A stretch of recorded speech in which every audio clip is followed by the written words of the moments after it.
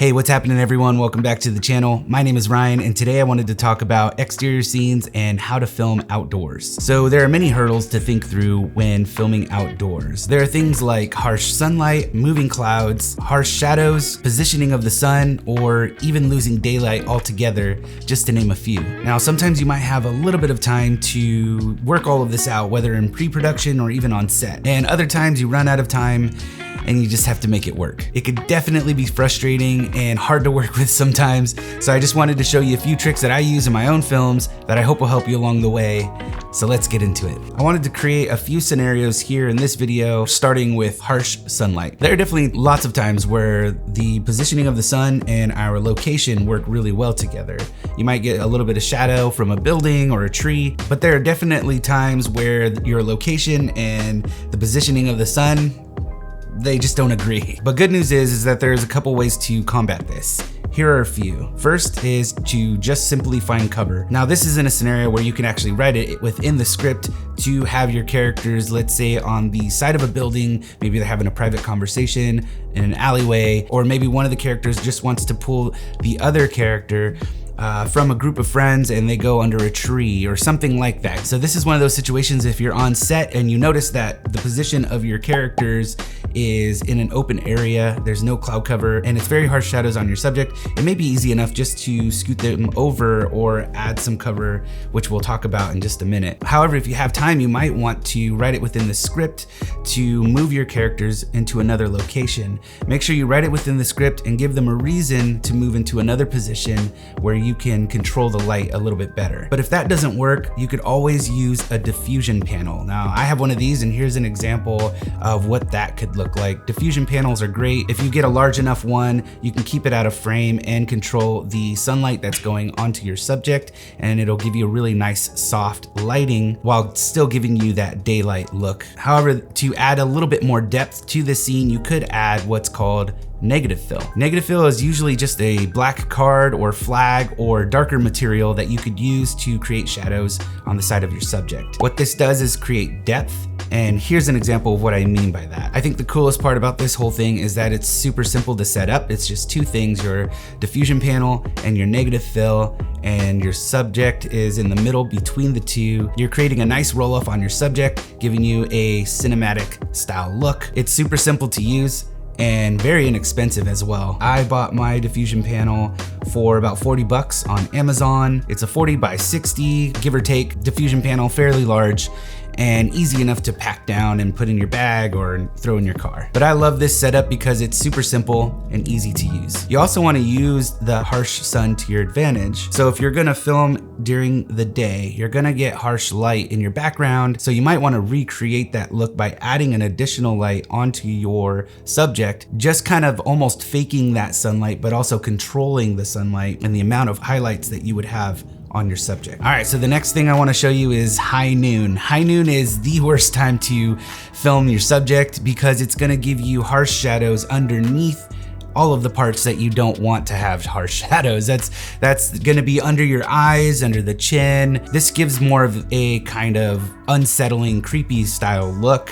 This is usually used for most horror films where they will top light the subject. Here's an example of what that looks like. And they use this for horror films because they're trying to create an unsettling feeling for the viewer. You want to be creeped out by the creature that's lurking in the corners or the one that just came into the light from the shadows. You're trying to create a specific feeling for that film. Unfortunately, this is what sunlight gives you as well. Simply put, it would be as if you were to put your video light directly over your subject. This is what high noon does. The sun is directly over your subject, creating all of those harsh shadows that we wouldn't want in our film. You probably heard me say harsh shadows a lot in this video already, and what I mean by that is that your shadows are gonna be very dark while your highlights are very bright, and manipulating that in post to get an even, soft, pleasant look on your subject is just gonna be that much harder while shooting at high noon or even in harsh sunlight. There are a couple of ways that you can avoid this, and the first is just to set up some scrim. Here's an example of what this looks like. Scrim is a great way to diffuse sunlight. I've shown you this in previous videos when shooting window light or having a window within frame. just covering that with scrim and letting the scrim diffuse the sunlight, much like a softbox would for your video lights. You probably want to have one on one side and then another from above.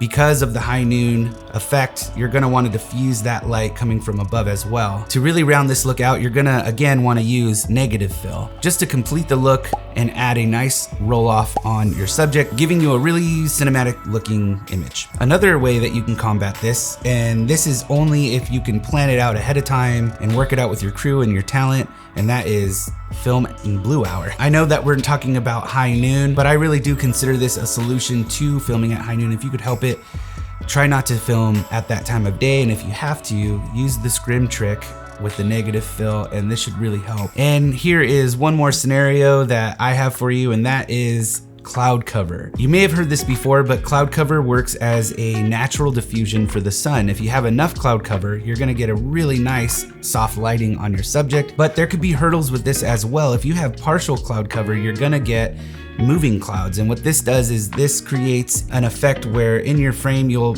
start to notice that the light changes throughout the day on your subject. So one scenario of this could be, you have your subjects in place and you say action, and your actor or your talent starts to act out the scene. It's going really well. And then the light changes. That's gonna be really hard to manipulate in post and get everything looking the way that you want it to look and to match the script that you've written out ahead of time. Moving clouds are probably one of the hardest things to work with because we have no control over the clouds.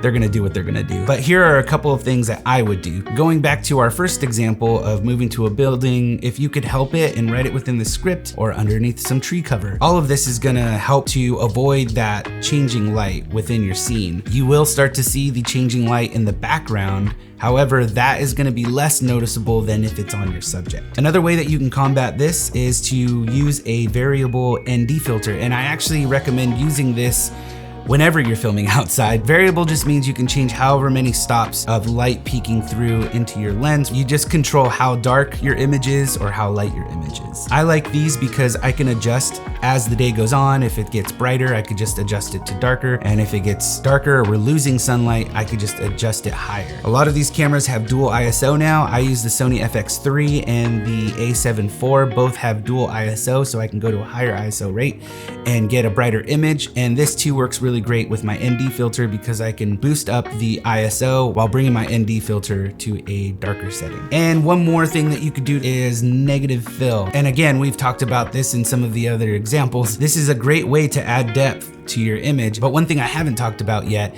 is if you don't have access to negative fill. I don't want you to feel like you have to go and spend money on a card or a flag if you don't want to. However, that will make things easier because you could take it along with you on film shoots. However, if you are in a situation where you don't have that and you need to make a quick decision, or you just need a more affordable option, you could always use what you have. This could be a black bed sheet or a dark piece of fabric that you have just lying around anywhere.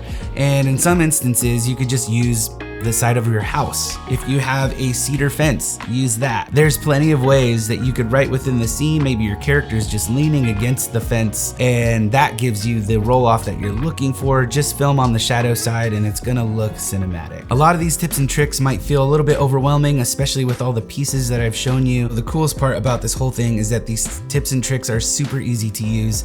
They're easy to set up, they're not gonna break the bank, and you could start using them in your films right now. So I really just want to encourage you to take some of these tips and go out and make your next film. Well, that's gonna do it for me, you guys. Thank you so much for joining me on this quick video on exterior filmmaking.